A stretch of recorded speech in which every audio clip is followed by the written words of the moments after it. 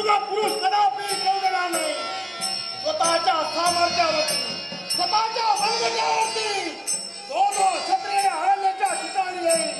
प्रत्येकाचा सुरक्षित करण्यासाठी हा मृगपुरुष तत्पर राहील. याला कारण काय असेल तर हरिहरांचा मी भक्त आहे. कशाची हिंमता जीवनात या मृगपुरुषाला भास नाही. म्हणून त्या हरिहरांचा नामस्मरण कर.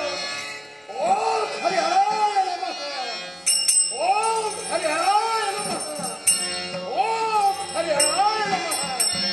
हे हरिहरा, तुझ्या पवित्र आणि पूजनाने हा मृगपुरुष नतमस्तक होतो. तेव्हा तुझा आशीर्वाद मिळाला. मनाच्या ठिकाणी समाधान वाटतंय. पण तो जो क्षत्रिय अरण्यात येतोय, तो मारा येतोय, या मृगाची शिकार करताय. ती शिकार आजपासून बंद झाली पाहिजे. म्हणूनच मी स्वतः या अरण्यात या मृगाचं रक्षण करण्यासाठी तत्पर आहे.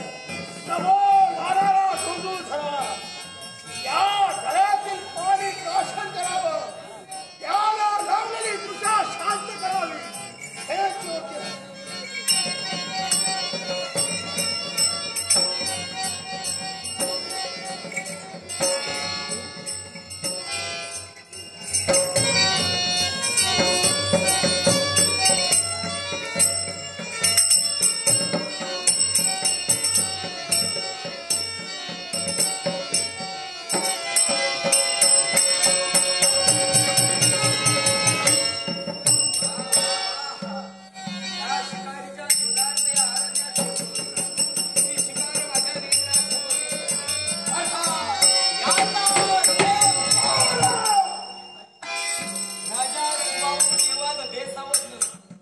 सदा